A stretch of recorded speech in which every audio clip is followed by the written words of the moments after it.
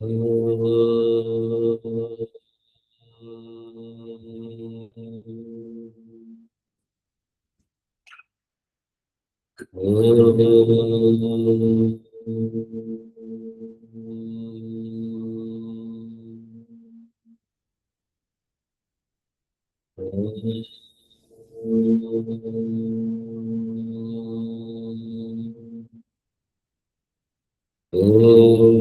सहना भवतु सहनौ भुनक्तु सह वीर्यं करवावहै तेजस्विनावधीतमस्तु मा विद्विषावहै। ॐ शान्ति शान्ति शान्तिः। सदाशिवसमारम्भाम् शङ्कराचार्यमध्यमाम् अस्मदाचार्यपर्यन्ताम् वन्दे गुरुपरम्पराम्। श्रुतिस्मृतिपुराणानाम् आलयं करुणालयं नमामि भगवत्पादं शङ्करं लोकशङ्करम्।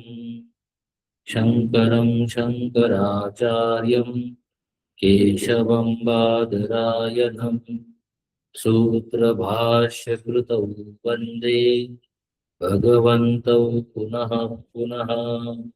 ईश्वरो गुरुरात्मेति मूर्तिभेदविभागिने व्योमवद्व्याप्तदेहाय श्रीदक्षिणामूर्तये नमः। ॐ भद्रं कर्णेभिः शृणुयाम देवा भद्रं पश्येमाक्षभिर्यजत्राः स्थिरैरङ्गैः स्तुष्टुवागुंसस्तनूभिः व्यशेम देवहितं यदायुः। स्वस्ति न इन्द्रो वृद्धश्रवाः स्वस्ति नः पूषा विश्ववेदाः स्वस्ति नस्तार्क्ष्यो अरिष्ठनेमिः स्वस्ति नो बृहस्पतिर्दधातु। ॐ शान्तिः शान्तिः शान्तिः। मंत्र पाठ करेंगे।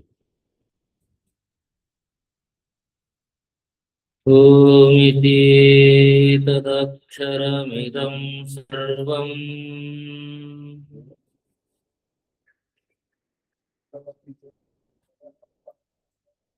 ओमिति तदक्षरमिदं सर्वम्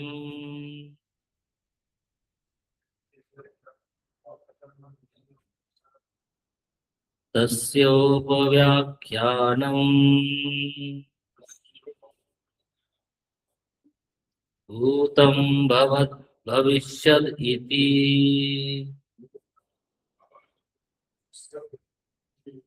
सर्वमोङ्कार एव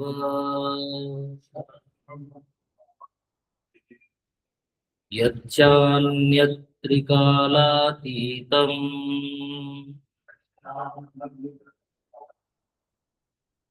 तदप्योङ्कार एव।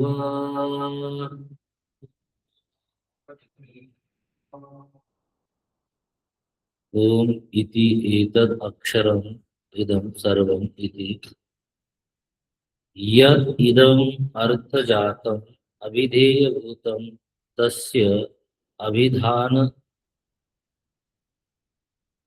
अव्यतिरेकात् अभिधानस्य च ओंकार अव्यतिरेकात् ओंकारः एव इदं सर्वम् परं च ब्रह्म अभिधान अभिधेय उपाय पूर्वकम् एव गम्यते इत्योंकारः एव।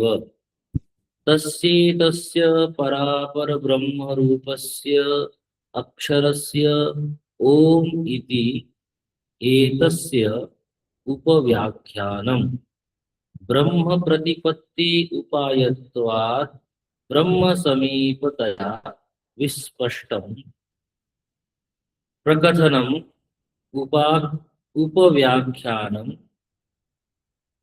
प्रस्तुतं वेदितव्यम् इति वाक्यशेषः भूतं भवत् भविष्यत् इति कालत्रय परिच्छेद्यं यत् तदपि ओ ओंकार एव उक्त न्यायतः यच्चान्यत्रिकालातीत कार्याधिगम्य कालापरिच्छेद्यम अव्याकृतादि तदप्योंकार एव. सो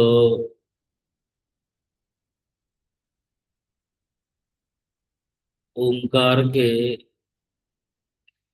निर्णय से ब्रह्म तत्व का निर्णय हो जाता है. ओंकार उस ब्रह्म का नाम है और ब्रह्म क्या है? नामी है. नाम के स्मरण से नामी का बोध हो जाना चाहिए. जब कोई साधक, हम देख रहे थे पीछे कि कोई साधक ऐसा है जिसका बोध ठीक हुआ है, जो नामी के संदर्भ में, अभिधान के संदर्भ में उसका ठीक से बोध है, तो नाम लेने से, ओंकार उच्चारण से ही उसे उस ब्रह्म तत्व का बोध हो जाता है. किंतु केवल नाम लेने से बोध नहीं होने वाला, विशेष ज्ञान नहीं होने. इसलिए नामी के संदर्भ में बोध तो, जानकारी तो होनी ही चाहिए. उसकी प्रमा सही सही होनी चाहिए. अन्यथा आप नाम लेते रहिए, कोई फर्क पड़ने वाला नहीं है. गोस्वामी जी ने जो नाम महिमा का प्रकरण, वंदना का प्रकरण जो बालकांड में आया, उसमें लिखा कि देखिए रूप नाम आधीना. जो रूप है वह नाम के अधीन है, लेकिन रूप ज्ञान नहीं, नाम विहीना. जो ज्ञान रूप का है और जो नाम का है, वो दोनों भिन्न तो नहीं है. जैसे आपको कहा जाता है नील कमल, जैसे ही नील कमल आपने सुना तो आपको चित्त में क्या आता है? किसका स्मरण हो आता है? ज्ञान होता है कमल का, नील कमल का. तो उसी प्रकार से तत्व का दृढ़ बोध होना चाहिए. अन्यथा नाम से चित्त तदाकार बनेगा नहीं, ब्रह्मबोध नहीं हो. तो नाम का सही सही बोध तो होना ही चाहिए. केवल नाम लेने से काम नहीं चलेगा. इसलिए भगवान भाष्यकार ने जो विषय उठाया, श्रुति जो विषय उठा रही है कि ओंकार के निर्णय से ब्रह्म का निर्णय हो जाता है, तो ब्रह्म संदर्भ में आपका ज्ञान होना चाहिए. शास्त्र के अनुसार आपका दृढ़ निष्ठा होनी चाहिए. दृढ़ निष्ठा नहीं होगी, संदिग्धता होगी, अस्पष्टता होगी. स्पष्ट नहीं है, क्या है? अस्पष्ट है. ज्ञान में धुंधलापन है, तो फिर वो बोध नहीं होगा. उस प्रकार के स्मृति या उस प्रकार का चित्त बनेगा नहीं नाम सुनने से भी। भगवान के उपासना करने वाले साधक के लिए भी यही है कि भगवद नाम का उसको सही सही विष्णु नाम से जो परमात्मा बताया जा रहा है उसका सही सही उसे क्या है, क्लैरिटी है उस बारे में। परमात्मा क्या है ये उसे पूरा निर्णय है। जब ये निर्णय है तब क्या होता है कि जैसे ही विष्णु नाम लिया जाएगा तो विष्णु नाम से कौन ग्रहण होगा, ईश्वर जो परमात्मा जो कहा जा रहा है। लेकिन अगर वो स्पष्ट नहीं हो उसका बोध तो तदाकार वृत्ति नहीं हो, बोध चित्त में स्पष्ट नहीं है तो वो ग्रहण नहीं हो। इसलिए ग्रहणता के लिए ध्यान यह देना है कि ओंकार से जिस ब्रह्म तत्व का नामी का निरूपण किया जा रहा है, ओंकार कहते ही क्या आना चाहिए, ओंकार कहते ही आपके चित्त में स्थूल प्रपंच उपहित, सूक्ष्म प्रपंच उपहित और अव्यक्त प्रपंचोपहित वह परमात्मा आना चाहिए ओंकार शब्द से। वो तत्व जो अव्यक्त प्रपंच में ईश्वर कहला रहा है, सूक्ष्म प्रपंच में हिरण्यगर्भ कहला रहा है और जागृत प्रपंच में या स्थूल प्रपंच में विराट कहला रहा है, वह क्या आना चाहिए, तुरंत ग्रहण होना चाहिए। ओंकार का इस प्रकार से सुस्पष्टता चित्त में होनी चाहिए। अन्यथा यह केवल एक नाम मात्र ही रह जाएगा। नाम और नामी, नाम नामी तक पहुंचने का एक माध्यम होता है, लेकिन नाम और नामी में अभेद है। यहाँ क्या है, अभेद है। राम जब हम बोलते हैं, राम शब्द से हम राम वाच्य जो जिसके द्वारा बताया जा रहा है वह उसका क्या करते हैं हम लोग, ग्रहण करते हैं। लेकिन अगर राम शब्द से जो बताया जा रहा है, प्रतिपादित किया जा रहा है, उसके संदर्भ में सुस्पष्टता नहीं हो तो राम कहने से चित्त में राम नहीं आते। होता है ना, नहीं आते। जाप करते तो भी चित्त तदाकार नहीं होता। ये प्रणव जो है, प्रणव की जो उपासना बताई जा रही, प्रणव माने क्या, ओंकार। प्रणव के लिए क्या कहेंगे, प्रकर्षेण नूयते अनेन इति प्रणवः। नूयते माने नूयते माने उपासना है। प्रकृष्ट रूप से नू माने नूयते माने उपासते, अनेन इति प्रणवः। सो प्रणव का उच्चारण करते ही वह ब्रह्म तत्व सूक्ष्म स्थूल और अव्यक्त तीनों प्रपंचों से उपहित जो चेतन है वो चित्त में आवे, और जो अवस्था त्रयातीत है, तीनों प्रपंचों से जो रहित है, निरुपाधिक चेतन है, वह भी आपके ग्रहण में आना चाहिए। अब वो ब्रह्म तत्व तो ऐसा वृत्ति से तो ग्रहण नहीं किया जा सकता, किंतु दृढ़ प्रमा उसकी संदर्भ में श्रुति अनुकूल बननी चाहिए, जैसा श्रुति ने पीछे बताया है उसके संदर्भ में वही एक तत्व है करके जो वर्णन श्रुति ने किया है।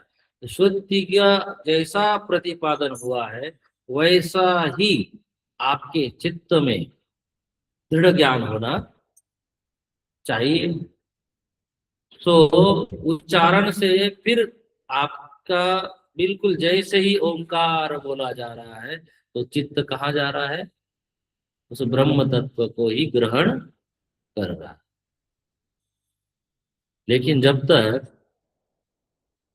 आप ये नहीं करेंगे तब तक तो फिर वो समझ में नहीं आएगा। देखिए, अव्यक्त प्रपंच उपहित जो चेतन है उसी को क्या कहा जा रहा है, ईश्वर। हिरण्यगर्भ जो है ईश्वर वह परोक्ष है, ऐसे तो समझ में नहीं आता है। लेकिन वह सूक्ष्म प्रपंच समष्टि बुद्धि अभिमानी को या समष्टि बुद्धि का जो अनुग्राहक होने के कारण चेतन को ही हिरण्यगर्भ कहा जा रहा है, ईश्वर कहा जा रहा है। समष्टि बुद्धि का अनुग्रह और हमारे अंदर अंतर्यामी के रूप में हमारे बुद्धि का अनुग्राहक बनकर प्रकाशक बनकर कौन बैठा है, वही चेतन बैठा हो। चेतन की ही उपाधि है हिरण्यगर्भ। किस संदर्भ में, समष्टि बुद्धि के प्रकाशक के रूप में, अनुग्राहक के रूप में। तो जब आप ओंकार का उच्चारण करते हैं तो आपके ध्यान में कौन आना चाहिए, वही अंतर्यामी समष्टि बुद्धि का अनुग्राहक। देखिए, समष्टि बुद्धि का अनुग्राहक होने के कारण चेतन ही हिरण्यगर्भ कहला रहा है। जैसे आदित्य हमारे समष्टि के चक्षु का अनुग्राहक होने से क्या कहा जा रहा है, उसको चक्षु कहा जा रहा है, समष्टि चक्षु। हाँ, जगतस्य चक्षु यथा आदित्य जगतस्य चक्षु। जैसे आदित्य जगत का क्या है, क्यों, हमारे चक्षु का वो अनुग्राहक है। ये जो चक्षु है चर्म चक्षु, ये चक्षु उसके प्रकाश में ही चक्षुवान हो जाते हैं, देखने लायक हो जाते हैं। इसलिए उसको क्या कहते हैं, हाँ, चक्षुक है, अनुग्राहक है। सो यह जो जगत दिख रहा है, यह जगत वही चेतन की ही अभिव्यक्ति है।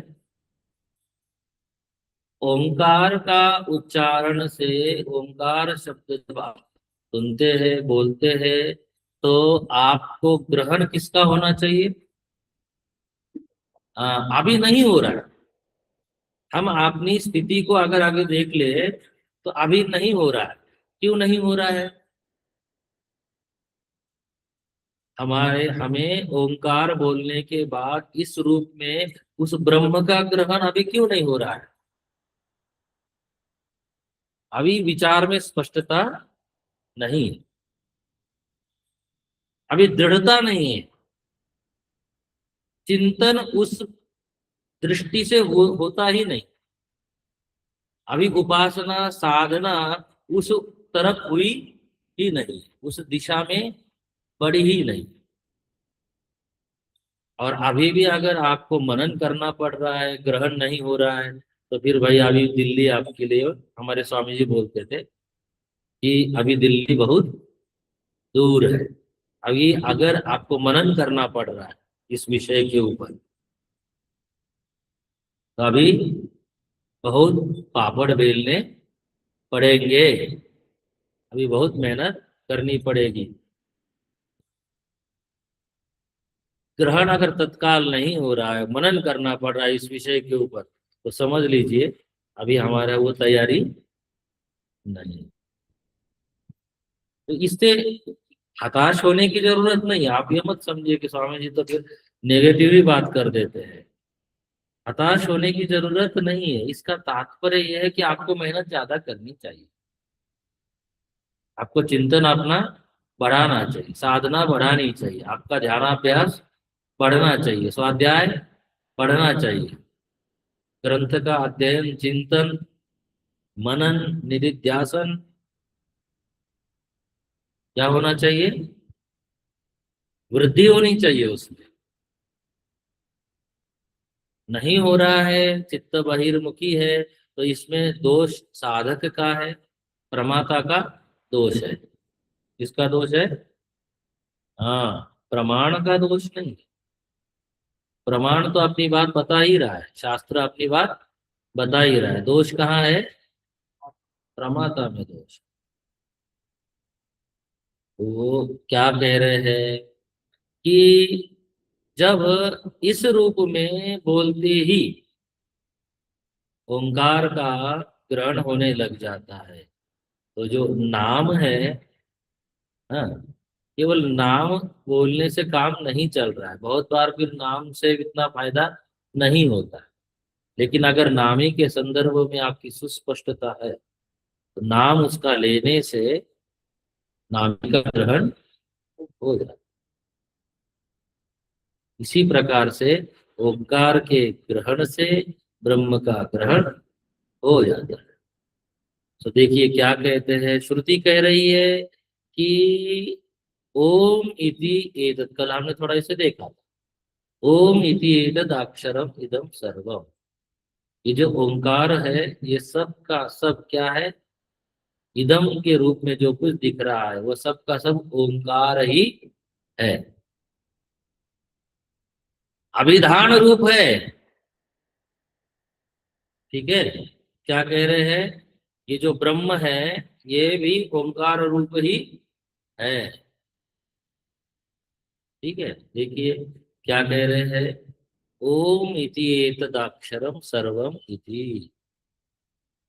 अभिधान रूप ही ये सब कुछ है। जो कुछ अनुभव में आ रहा है, जो सत्ता के रूप में प्रतीत हो रहा है, सब का सब क्या है? ओंकार स्वरूप ही है। यदि यद इदम, यद इदम अर्थ जातम अभिधेय भूतम तस्य अभिधान अव्यतिरेकात, अभिधान अव्यतिरेकात। देखिए क्या कह रहे हैं। जो भी पदार्थ जो वाच्य रूप में अनुभव में आ रहा है, जो अभिधेय रूप जो भी है, वो सब का सब पदार्थ, या यूं कहिए सारा के सारा इदम संसार, वह ओंकार रूप से, अभिधान रूप से एक ही है, भिन्न नहीं है। अभिधेय और अभिधान में भिन्नता नहीं है, एक ही है। आप अगर द्वैत देखते हैं तो अभी आपको उसका बोध नहीं है। जब तत्व एक रूप में अनुभव में आता है, तो आप शब्द बोलते ही दोनों में नाम और रूप की अभिन्नता हो जाती है। हाँ, अभिधेय नाम हुआ ना, और अभिधान माने नाम, अभिधेय माने नामी हुआ ना, और अभिधान माने नाम हुआ। कल बताया था। तो ओंकार, अभिधान माने यहाँ ओंकार, अभिधेय माने ब्रह्म। तो क्या कह रहे हैं? अभिधानस्य च ओंकार अव्यतिरेकात्, उससे व्यतिरिक्त अन्य कुछ भी नहीं है। माने जो भी स्थूल सूक्ष्म प्रपंच अनुभव में आ रहा है, अव्यक्त प्रपंच जो अनुभव जो बोला जा रहा है, वह उससे जो उपहित जो चेतन है, वह चेतन के अलावा अन्य कुछ भी नहीं है। तो ओंकार का नाम लेते ही वो तीनों आपके दृष्टि में आ जाने चाहिए। अभिन्नता सिद्ध हो जानी चाहिए नाम और नामी में। एव इदम सर्वम परम च। देखिए परम शब्द आ रहा है। वही चेतन, परम शब्द का क्या तात्पर्य है? परम च ब्रह्म। परम से तात्पर्य है कि जो ब्रह्म तत्व है वही अधिष्ठान भी बन रहा है, अभी अवभाषक भी, प्रकाशक भी। क्या हो रहा है? अवभाषित भी हो रहा है, प्रकाशक भी है, और प्रकाशित भी हो रहा है। वही हुआ, अधिष्ठान भी है और अवभाषक भी है। सो क्या कह रहे हैं? वही ब्रह्म तत्व, परम, परम च ब्रह्म। ब्रह्म क्या है? परम है। अभिधान अभिधेय उपाय पूर्वकम एव गम्यते इति ओंकार एव। अभिधान और अभिधेय में कोई भिन्नता नहीं रहती। उपाय पूर्वक, उपाय क्या है? उपाय यहाँ पे उस ब्रह्म तत्व तक पहुंचने के लिए क्या है? हाँ, साधन है। ओंकार ही साधन है। उस पर ब्रह्म तक, परम ब्रह्म तक वो साधक इस ओंकार के माध्यम से, उपासना के माध्यम से, प्रणव उपासना से क्या कर सकता है? पहुंच सकता है। इसलिए जो भी वाच्य वाचक रूप उपाय बताया जा रहा है यहाँ, एक वाच्य है और एक वाचक है। तो जो उपाय बताया जा रहा है वह उस ब्रह्म तक पहुंचने के लिए क्या है? साधन है। सो यही साधन से वह उस तत्व की प्राप्ति कर सकता है। तस्य एतस्य,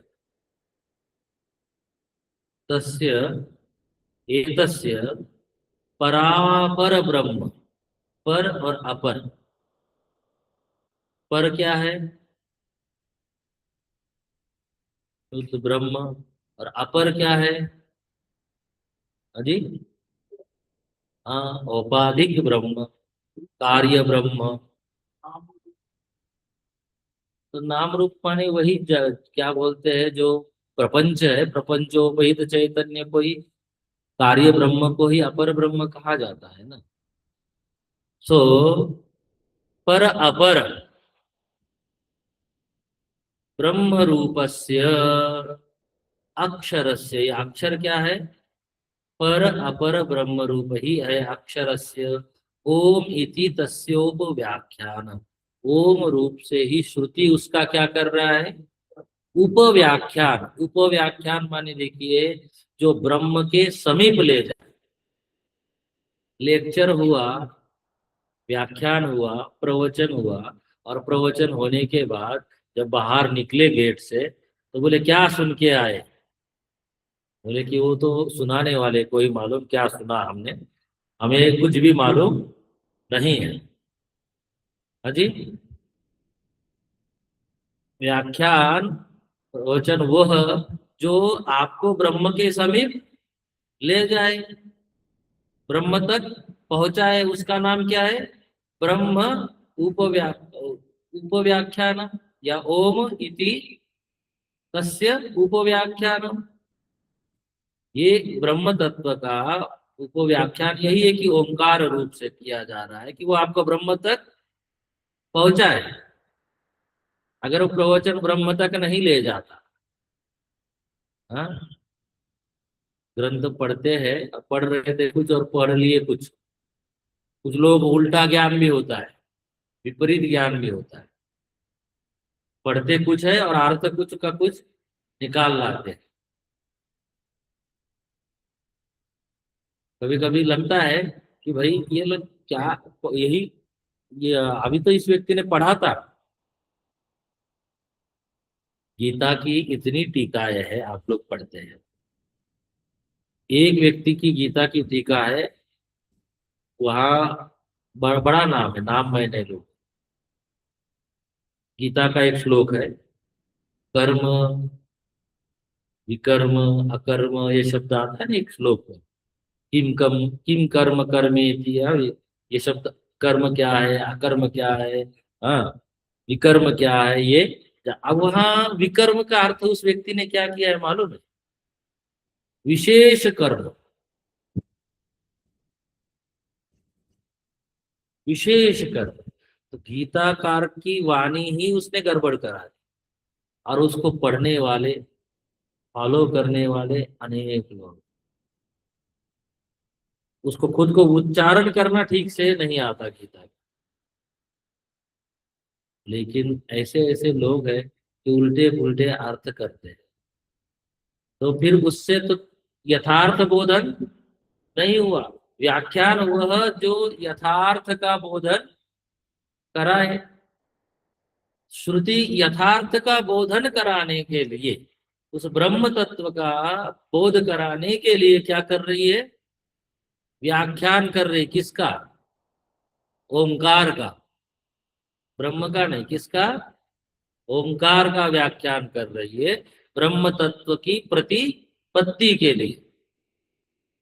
जो व्याख्यान ब्रह्म के नजदीक ले जाए, उस व्याख्यान का नाम है उप व्याख्यान। आप उप का अर्थ सामान्य हिंदी में समाज में क्या समझते हैं? एक मुख्य व्याख्यान है और एक उप व्याख्यान है, छोटा है ना, सहायक है। अनुव्याख्यान से अनुव्याख्यान कह सकते हैं आप, उप व्याख्यान नहीं कह सकते। जैसे अध्यक्ष और उपाध्यक्ष। उपाध्यक्ष, अध्यक्ष के जो थोड़ा नजदीक है उसका नाम क्या है? हाँ, लेकिन आपने क्या कहा? अध्यक्ष से जो छोटा है उसका नाम। और ठीक है, वो सामाजिक अर्थ आप लोग निकालिए, लेकिन उप का अर्थ है समीप। उप का अर्थ क्या है? समीप। सो तस्योपव्याख्यानम, उस ओम का, उस अक्षर का जो परापर ब्रह्म रूप है, ठीक है, उसका व्याख्यान जो ब्रह्म के नजदीक ले जाने वाला है, वह श्रुति कह रही, प्रतिज्ञा की श्रुति ने, कि हम अब करने जा रहे हैं। बोले कैसे कर रही है? देखिए क्या कहती है पहले। भूतम, भवत, भविष्यत। भूतम माने भूतकाल, भवत माने वर्तमान काल, और भविष्यत माने भविष्य काल।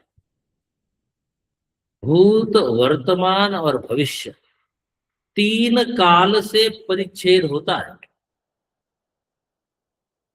काल परिच्छेद हम लोग सामान्य तरीके से परिणाम के संदर्भ में देखते हैं, है ना। एक वस्तु का निर्माण हुआ और उसमें परिवर्तन होने से काल का बोध होता है। तो आपने एक समय से इतना समय तक, तो जो पीछे बीता उसका नाम क्या रखा? भूतकाल। और अभी चल रहा है तो उसका नाम क्या रखा? वर्तमान काल। और आगे जो आएगा उसको कहा, कह दिया भविष्य काल। तो वह काल में क्या हो रही है, जो भी परिणाम है वो काल में क्या होता है? परिचिन्न होता है, प्रदर्शित नहीं होता, परिचिन्न हो रहा है। क्या हो रहा है? परिचिन्न होता है। तो क्या कह रहे हैं? ब्रह्म प्रतिपत्ति उपायत्वात्। देखिए व्याख्यान का मतलब किया है, ब्रह्म प्रतिपत्ति उपायत्वात्। ब्रह्म के ज्ञान के लिए, ब्रह्म के बोध में यह क्या है? उपाय है। क्या है? उपाय है, साधन है। ब्रह्म समीपतया। इसलिए देखिए भगवान भाष्यकार स्पष्ट कर देते हैं कि भाई आपको तस्योप व्याख्यान ये शब्द समझ में आ जाए। ब्रह्म समीपतया विस्पष्टम प्रकथनम, स्पष्ट रूप से, जो विस्पष्ट विशेष रूप से, हाँ, स्पष्ट करा दे, ऐसे प्रकथन, प्रकृष्ट रूप से जो कहा जाए, उसका नाम क्या है? प्रकथन। ठीक है। उपव्याख्यानम, प्रस्तुतम वेदितव्यम इति वाक्य शेष। ये वाक्य शेष है कि प्रस्तुत जो व्याख्यान है वो ब्रह्म तत्व को बोध कराने के लिए ही है, जानने के लिए है। यही वाक्य शेष अर्थात वाक्य का अर्थ है। भूतम भवत भविष्यत इति कालत्रय परिच्छेद्यम यत्तद अपि ओंकार एव। जो भूत भविष्यत और वर्तमान में जो भी काल में आ रहा है वो सब भी ओंकार स्वरूप ही है, उससे भिन्न नहीं है। ब्रह्म तत्व कैसा है? अपरिचिन्न है, कालत्रय से अपरिचिन्न है। लेकिन जागृत अवस्था में, स्वप्न अवस्था में, सुषुप्त अवस्था में जो प्रपंच है वो कैसा है? परिचिन्न है। जागृत जो प्रपंच है वह स्वप्न में नहीं, स्वप्न प्रपंच है जो सुषुप्ति में नहीं है, लय हो जाता है। फिर सुषुप्ति जागृत में अनुभव में नहीं आती, और स्वप्न जागृत में नहीं आता। दोनों एक साथ नहीं रहते। तो जो परिच्छिन्न प्रपंच है और जो वह भी इदम इदम करके अनुभव में आ रहा है वह भी क्या है? ओंकार स्वरूप ही है। तो तदाभिमानी भी क्या है? ओंकार रूप ही है। जैसे ही ओंकार बोलेंगे तद अभिमानी उसके आपके चित्त में आ जाना चाहिए। समस्त प्रपंच उसी में आपको समझ में आ जाना चाहिए। एव उक्त न्यायतः, ऐसा न्यायतः अर्थात विचारतः, तर्कतः, प्रमाणतः यही सिद्ध होता है। देखिए आनंद गिरि जी महाराज, यच्चान्य त्रिकालातीतम कार्याधिगम्य। हाँ, देखिए यहाँ पे ये जो कार्याधिगम्यम शब्द आ रहा है, अब देखिए अनुमान प्रमाण यहाँ लग रहे हैं। तो कौन सा प्रमाण लगाना है? अर्थापत्ति। क्या प्रमाण लगाना है? अर्थापत्ति। अर्थ को देख के फिर उसके कारण का ज्ञान होता है। ठीक है, सरल करते हैं। आपको लगे पढ़ना है प्रमाणों को तो आप उसमें जो आपको तर्क संग्रह पुस्तिका हमने दी है उसको पढ़िए, उसमें सभी प्रमाणों के बारे में भी आता है। वैसे तर्क संग्रह में अर्थापत्ति प्रमाण उतना ज्यादा नहीं आता है, वो आएगा वेदांत परिभाषा में। क्योंकि वो लोग तो तीन ही प्रमाण मुख्यतया लेके चलते हैं, न्याय दर्शन वाले चार प्रमाण: अनुमान, उपमान, शब्द और प्रत्यक्ष। लेकिन आपको इस छह प्रमाणों को पढ़ना है तो वेदांत परिभाषा एक ग्रंथ है, छोटी पुस्तक मिलती है वो हिंदी अनुवाद के साथ। संस्कृत टीका मत मंगाइए, अगर मंगाते भी है बड़ी वाली मंगाएंगे तो कोई फायदा नहीं, बहुत कठिन है, फिर किसी से पढ़ना पड़ेगा। हिंदी अनुवाद के साथ छोटी पुस्तक अगर मिलती है तो लेनी चाहिए, तो कम से कम प्रमाणों के बारे में पता चल जाएगा। कार्याधिगम्यम, देखिए क्या कह रहे हैं। तो जो त्रिकालातीत ब्रह्म है वह क्या कह रहे हैं? कार्याधिगम्यम, कार्य को देख के, अर्थात अव्याकृत। व्याकृत और एक है अव्याकृत। अव्याकृत जो अनिर्वच्य, हाँ अनिर्वाच्य जो है वह जो ब्रह्म है उसके संदर्भ में बोल रहे हैं। देखिए आनंद गिरि जी महाराज ने एक पंक्ति लिखी है, नीचे से ये 13वें पेज के ऊपर नीचे से चौथी पंक्ति मिली। अव्याकृतम, कार्यादिगम्यम की व्याख्या कर रहे हैं। अव्याकृतम साभासम अज्ञानम अनिर्वाच्यम तन्न कालेन परिचिद्यते, कालम प्रति अपि कारणत्वात् कार्यस्य कारणात् पश्चात् भाविनः न प्राग भावी कारण परिच्छेदकत्व संगच्छते। जो अव्याकृत शब्द बोल रहे हैं वो क्या कह रहे हैं? कारण, कार्य से पहले होता है कारण। कार्य के पहले जो विद्यमान होता है उसको क्या कहते हैं? कारण। गलत बोल रहे हैं, कार्य नहीं कहते, क्या कहते? हाँ।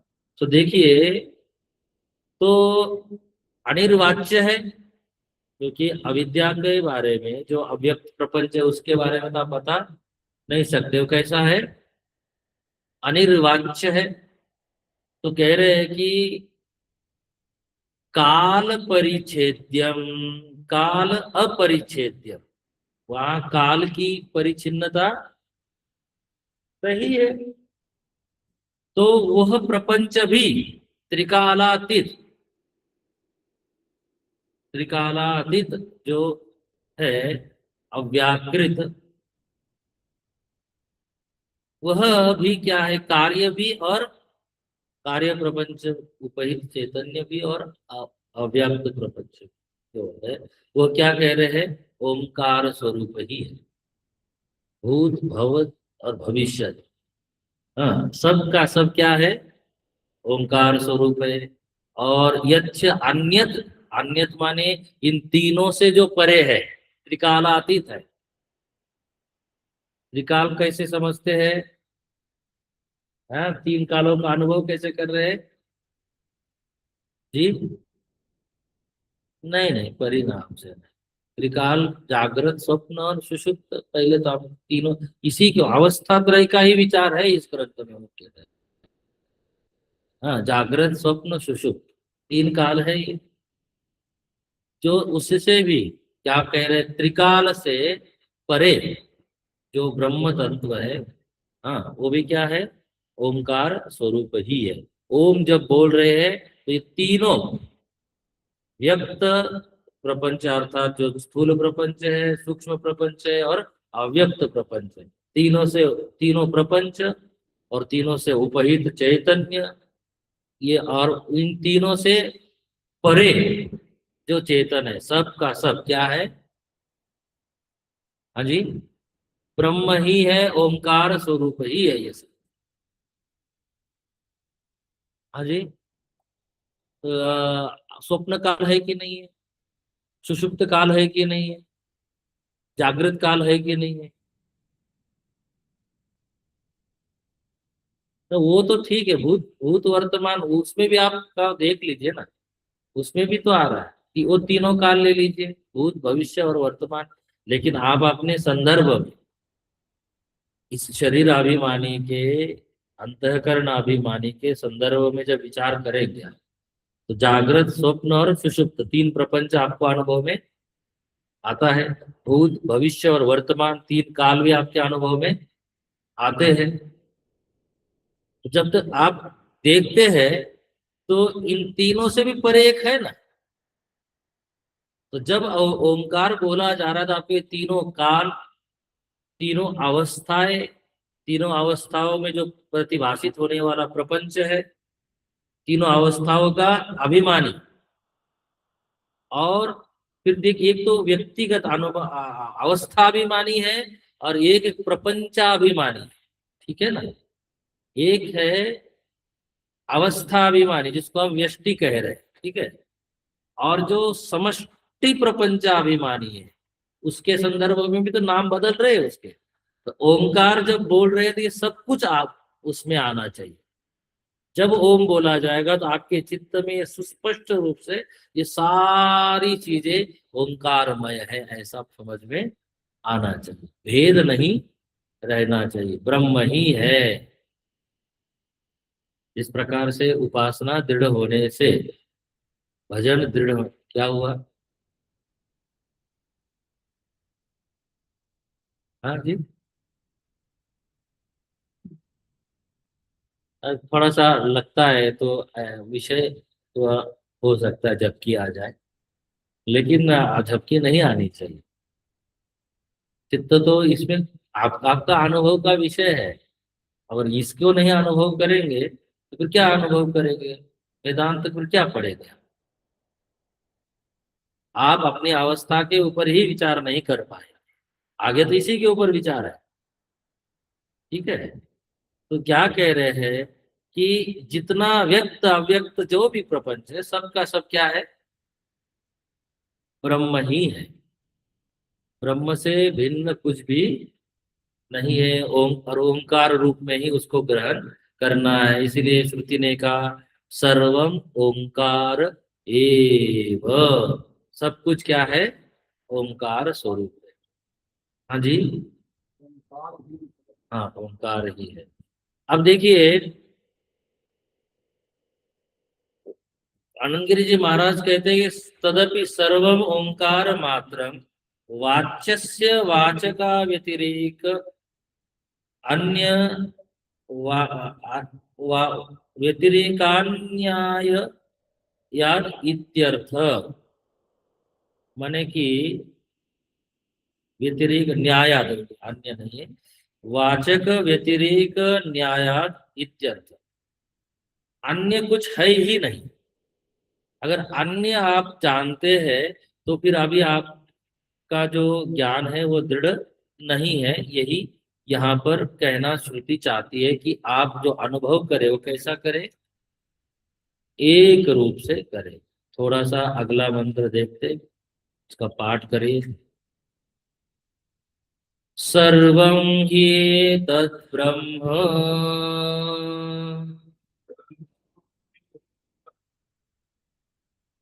सर्वं ह्येतत् ब्रह्म।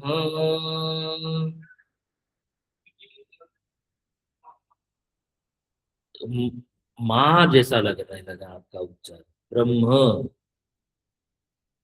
क्या लगना चाहिए? हाँ, ब्रह्म। हाँ, ह पहले ब्रह्म। हाँ, ब्रह्म नहीं है, पहले ह है। सर्वं ह्येतत् ब्रह्म।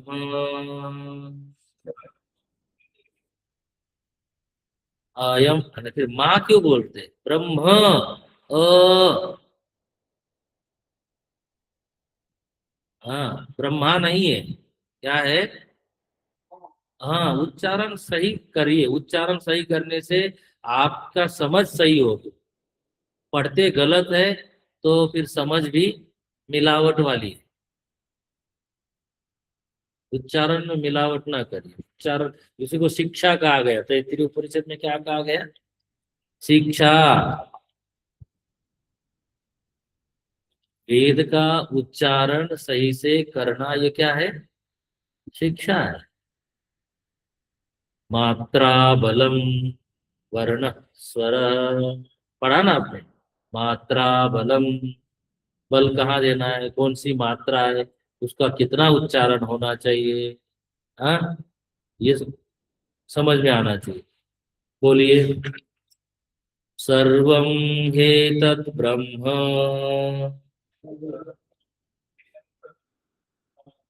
अयमात्मा ब्रह्म,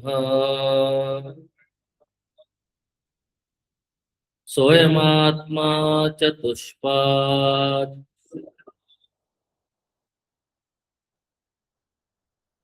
अभिधानाभिधेययोः एकत्वे अपि अभिधान प्राधान्येन निर्देशः कृतः। ओम इति एतद् अक्षरम् इदं सर्वम् इत्यादि अभिधान प्राधान्येन निर्दिष्टस्य पुनः अभिधेय प्राधान्येन निर्देशः अभिधान अभिधेय योः एकत्व प्रतिपत्त्यर्थः। इतरथा ही अभिधान तंत्र अभिधेय प्रतिपत्ति ही इति अभिधेयस्य अभिधानत्वं गौणम् इत्याशंकः स्यात्। एकत्व प्रतिपत्तिश्च प्रयोजनम् अभिधान अभिधेययोः एकेन एव प्रयत्नेन युगपत् प्रविलापयन् तद्विलक्षणं ब्रह्म प्रतिपद्येते इति प्रतिपद्येत इति तथा च वक्षति पादामात्राश्च पादाः इति तदाह। देखिए ये दूसरा मंत्र श्रुति आरंभ करती है। श्रुति कहती है कि देखिए यहाँ पे पहले तो एक महावाक्य आ रहा है। इस दूसरे मंत्र में एक महावाक्य है, अयम आत्मा ब्रह्म। अभी आपने पिछला उपनिषद पढ़ा था, उसमें क्या महावाक्य पढ़ा था? हाँ, याद रहना चाहिए, प्रज्ञानम ब्रह्म। अब यहाँ एक महावाक्य आ रहा है, ये अयम आत्मा ब्रह्म। वैसे तो श्रुति का एक एक वाक्य अपने लिए महावाक्य ही है। हम सब के लिए ये क्या है? महावाक्य ही है। सर्वम ही एतत् ब्रह्म। अब देखिए, सिया राममय सब जग जानी। राममय ब्रह्म देखना है। सर्वम ही ब्रह्म। सर्वम ब्रह्म कैसे अनुभव में आए? देखिए, सर्वम ब्रह्म का अनुभव करने के लिए सर्व का कारण ब्रह्म जानना पड़ेगा। सरलता से देखकर विचार करें तो सर्वम क्या है? सर्व माने कि जो कुछ स्थूल सूक्ष्म अव्यक्त जो भी प्रपंच है, वो सबका कारण कौन है? ब्रह्म। जब कारण के ऊपर आपकी दृष्टि होगी तो सब कार्य कैसा दिखेगा? ब्रह्ममय दिखेगा। जैसे सूत के ऊपर दृष्टि होती है तो कपड़े के ऊपर नजर होने, कपड़ा दिखना बंद तो नहीं होता। ओढ़ते तो आप कपड़ा ही है, ठीक है, लेकिन जितना नाम रूप है, कपड़ा क्या है? नाम रूप है क्या वो? सूत है, धागा है। लेकिन नाम रूप के ऊपर फिर नजर न रख के किसके ऊपर नजर जाएगी?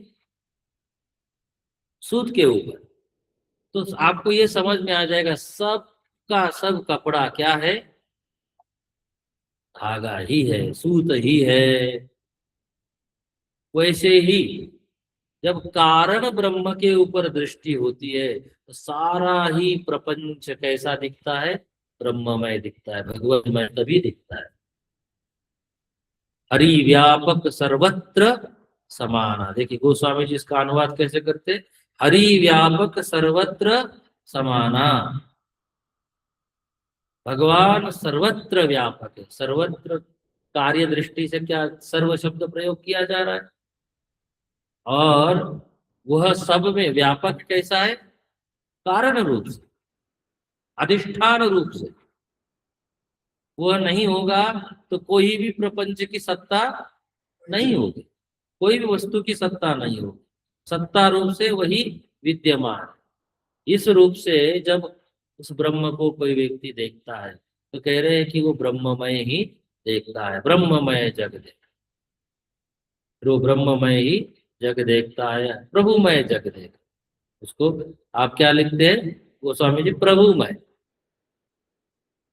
आप वेदांत कहोगे ब्रह्ममय। एक ही बात है, लेकिन बिना ऐसे जाने नहीं हो सकता। और फिर वो ब्रह्म क्या है? यह आत्मा ही वह ब्रह्म है। अभेद नजर आना चाहिए। बोले सर्वमय ब्रह्म देख लिया लेकिन आत्ममय ब्रह्म नहीं देखा तो काम नहीं चलेगा। आत्मा की परिभाषा हम लोगों ने पिछले ही उपनिषद में पढ़ी थी, ऐतरेय में। हाँ, ऐतरेय में आरंभ में ही पढ़ी थी। तो क्या पढ़ी थी वो परिभाषा? देख के आएंगे कल। कल सब लोग ऐतरेय उपनिषद का प्रथम जो मंत्र है, हाँ, वो जो जहाँ आरंभ हो रहा है, वह देखकर आएंगे। परिभाषा क्या लिखी है भाष्य में, आनंद गिरि जी की टीका में, देख कर आएंगे, आएंगे ना, उसको एक बार देख के आइए, फिर कल विचार करते हैं। आज यही रोकते हैं। ओम पूर्णमद पूर्णमिदम पूर्णात् पूर्णमुदच्यते पूर्णस्य पूर्णमादाय पूर्णमेवावशिष्यते। ओम शांति शांति शांति। हरि ओम श्री गुरुभ्यो नमः। हरि ओम।